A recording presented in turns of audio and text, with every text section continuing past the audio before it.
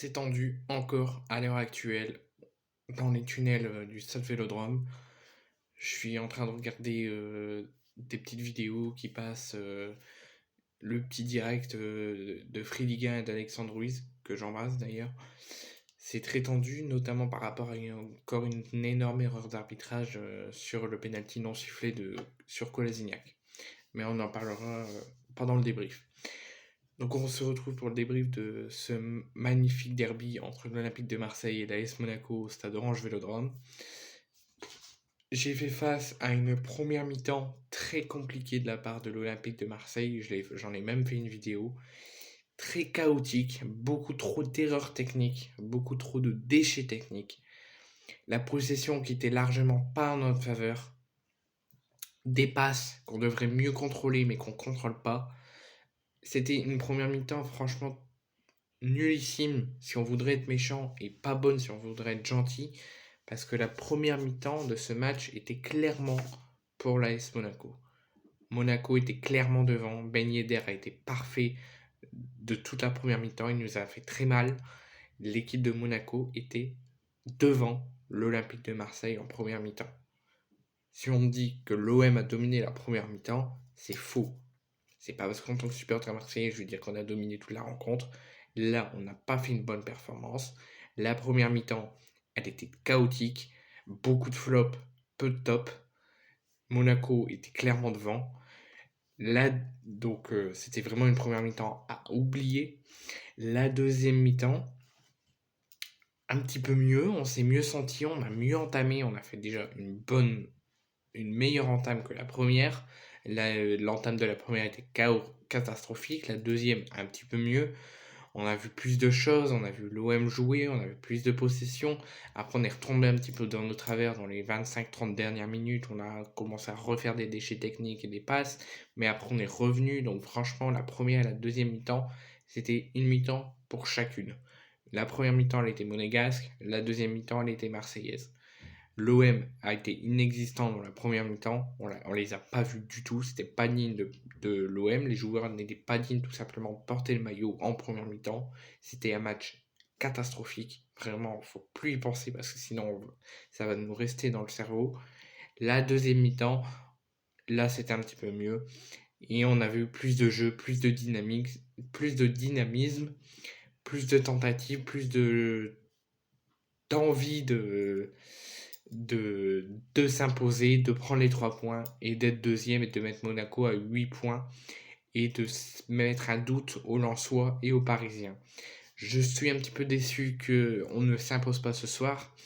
J'aurais aimé qu'on s'impose, comme je viens de le dire, pour récupérer notre fameuse deuxième place, revenir à 2 points du Paris Saint-Germain, leur mettre le doute avant leur rencontre demain contre le Stade de Reims, qui ne sera pas facile non plus pour eux, mettre Monaco à 8 points, mettre en doute aussi le Racing Club de Lens, qui a fait match nul cet après-midi à 17h à 3. Malheureusement, on ne s'impose pas, mais ça reste du 50-50. Là, c'était vraiment équilibré, vraiment du 50-50, parce que la première mi-temps était monégasque et la deuxième était marseillaise. Maintenant, il va falloir travailler parce que le prochain match arrive très vite. C'est pour ça que là, on parle d'arbitrage, on n'est pas content, ça n'a pas été sifflé, nanana. On aurait dû faire ça, on aurait dû faire ci. Oui, lundi, on travaille, on travaille sur ce qui n'a pas été et on prépare déjà le prochain match à la Beaujoire, à Nantes, malheureusement sans nos supporters qui ont été suspendus, sanctionnés de déplacement. Mais c'est sûr qu'il y en aura tout de même à la Beaujoire, j'en suis sûr et certain. Mais il faut déjà, au pire lundi, voir qu'est-ce qui n'a pas été pour éviter toutes les erreurs, notamment en première mi-temps, tous les déchets techniques. Mais il va falloir déjà très vite travailler et très vite préparer la rencontre à Nantes mercredi. Pour là, cette fois-ci, essayer, en espérant un mauvais résultat du Paris Saint-Germain et du Racing Club de Lens, et espérer être tout près du PSG et récupérer notre fameuse deuxième place qu'on veut y être à la fin de la saison. Si je donnerais mes tops, c'est parce que là j'ai pas la composition officielle que Tudor a mis avec moi. C'est pour ça que les tops et les flops je les mettrai dans la description parce que là j'ai pas la composition, je l'ai pas en tête à l'heure où je vous parle, donc je la mettrai dans la description, mes tops et mes flops de la première et de la deuxième mi-temps. Donc, on prend quand même un point, c'est quand même un point de prix si on devrait conclure. L'OM a quand même rien lâché, malgré une première mi-temps chaotique. L'OM a quand même tenté des choses en deuxième mi-temps. L'OM a fait son possible, surtout en deuxième mi-temps. L'OM a fait, franchement, été pas mal en deuxième. On aurait aimé, bien évidemment, comme tous les supporters marseillais, que ça se passerait pas comme ça, qu'on aurait aimé attraper les 3 points pour mettre à 8 points Monaco et récupérer notre place de dauphin du Paris Saint-Germain. Maintenant, si notre troisième objectif, c'est le titre en Ligue 1, comme Tudor l'a dit, d'avoir un titre à la fin de la saison et après qu'il part, à la fin de sa carrière et qui arrive à avoir un titre avec l'OM, si on veut avoir le titre, ça sera notre troisième objectif, après la Coupe de France à la deuxième place. Donc il faudra gagner à Nantes et espérer un faux pas de Lens et de Paris pour nous récupérer notre deuxième place et espérer potentiellement jouer le titre, mais ça c'est autre chose parce que... Donc là, pour le titre, si je donnerais mon avis, qu'est-ce qu'on doit jouer l'OM cette saison, si pour finir, le titre ça peut être un objectif, mais ça serait vraiment que le troisième objectif. La seconde place, c'est notre tout premier objectif qu'on doit avoir, donc il faut aller la chercher. Et après, c'est la Coupe de France, la remporter. Il faudra déjà passer par une victoire au Vélodrome contre le Paris Saint-Germain, qu'on affrontera 2 fois de suite en championnat et en coupe. Maintenant, il faut faire très attention parce que même si Clermont est loin, Clermont avance. Il y a Rennes qui a perdu, mais Rennes peut très bien repartir vers l'avant, mettre un coup d'accélérateur. Donc il y a les autres équipes qui vont essayer de prendre des points suite au mauvais pas de nous et de Lens. Donc là, il va falloir s'imposer et il va falloir renouer avec le succès et relancer une machine de série de victoires à partir de mercredi à Nantes. Si je fais une vidéo, j'aimerais, n'importe quoi, passer un coup de gueule sur l'arbitrage encore une fois. Pourquoi? Allez revoir les images, allez revoir cette faute.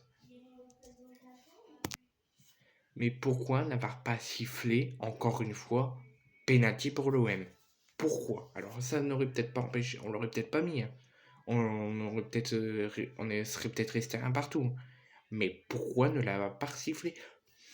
Pourquoi n'avoir Monsieur Pignard, l'arbitre de cette rencontre, pourquoi n'avoir pas été voir les images, voir l'écran VAR? C'est ça, c'est ce qui fonctionne. Elle est là pour quelque chose, elle est là pour vérifier une action de doute que les Marseillais demandent. Et vous allez voir, est-ce qu'il y a faute, est-ce qu'il n'y a pas faute. Après, si après vous sifflez pas faute, c'est tout, vous sifflez pas faute.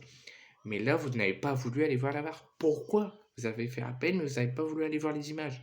Pourquoi? C'est parce qu'on est Marseillais. Ce serait les Parisiens, vous aurez sifflé penalty. Ce serait les Lyonnais, vous aurez sifflé penalty.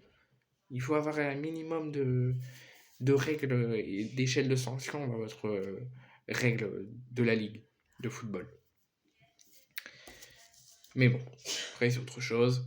Maintenant le match est terminé, on peut envenimer, on peut dire tout ce qu'on veut. Le match est terminé, ils peuvent plus revenir. Il peut y avoir une pétition ou quoi derrière. C'est fini, on est déçus. On est en colère qu'ils n'ont pas sifflé penalty alors qu'il y avait clairement penalty. Maintenant c'est tout. On a fait match nul. On gagne un point, mais on en perd 3. Maintenant il va falloir se relancer très vite et travailler pour le match de mercredi. J'aimerais pour finir cette vidéo ce débrief de 9 minutes, parler de mon cher Grégory Schneider. Je sais pas si vous en rappelez, au début j'ai commencé ma chaîne YouTube. Monsieur le journaliste de l'équipe Grégory Schneider avait dit des propos sur l'Olympique de Marseille. Comme quoi, vous verrez dans la prochaine vidéo. Ça c'est une petite surprise.